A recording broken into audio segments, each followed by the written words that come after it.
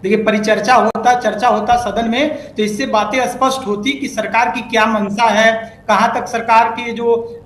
अधिकारी हैं, जैसे अभी राहुल जी बोल रहे थे कि लोग जागरूक हो चुके हैं, लोग समझदार हो चुके हैं, लेकिन जो अधिकारी हैं वो जागरूक नहीं है। सरकार जब चुनाव आता है तब जागरूक हो जाती है, चाहे वो फ्री की रेवड़ियां बांटने में जागरूक हो, चाहे अलग अलग तरीके का वेरिफिकेशन कराने में जागरूक हो, चाहे सर जैसे जो SIR जैसे मुद्दे जो है उसको कराने के लिए जागरूक हो। दूसरी बात रही जो विपक्ष का जो घेराबंदी है, विपक्ष को भी सुप्रीम कोर्ट जो हमारा है न्याय प्रणाली का एक सर्वोच्च इंस्टीट्यूशन है जो हमारे इस मुद्दे को देख रहा है, तो विपक्ष को भी सुप्रीम कोर्ट के ऊपर विश्वास रखने की जरूरत है और सदन में इस चीज की चर्चा करने की जरूरत है कि तभी तो चीजें स्पष्ट होगी कि सरकार की क्या मंशा है। रही बात जो सरकार के जो पक्ष के लोग हैं जो बातें रखना चाहते हैं, जो उनके जो बातों को पे जवाब देंगे, विपक्ष की बातों का जो जवाब देंगे उनको भी रहना चाहिए। जैसे अभी हमारे प्रमोद जी बोल रहे थे कि प्रधानमंत्री महोदय विदेश यात्रा पे हैं, तो हम लोग उनको सुनना चाहते हैं। नहीं, और भी लोग हैं जो सरकार को प्रतिनिधित्व कर रहे हैं, उनको वो भी SIR पे अपनी बातों को रख सकते हैं और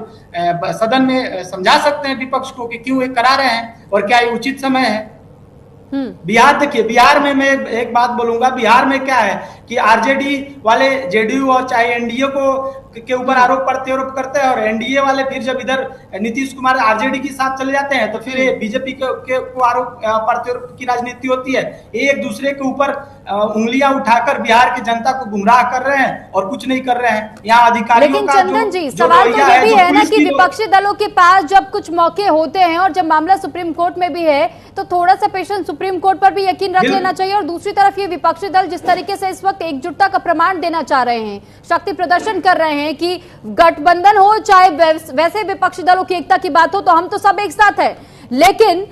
सर सदन की कार्रवाई तो बार बार स्थगित हो रही है, हंगामे की भेंट चल रही है सदन की कार्रवाई, जनता का कितना नुकसान इसमें हो रहा है?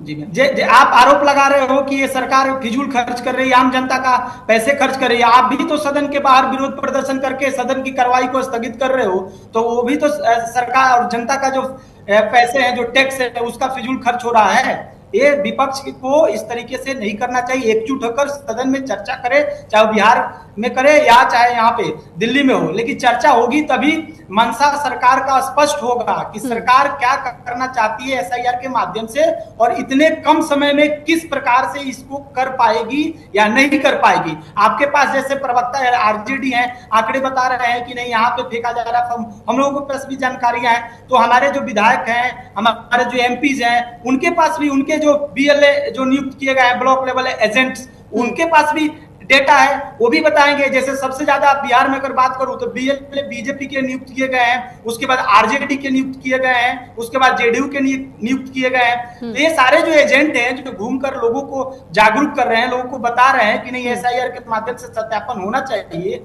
तो ये इनसे आंकड़े लेके आप सदन में रखो, पूरा देश देखेगा, पूरा देश समझेगा कि ये क्या सही है टाइमिंग है या गलत टाइमिंग है। ठीक है प्रमोद जी, बीजेपी के प्रवक्ता तो चले गए, JDU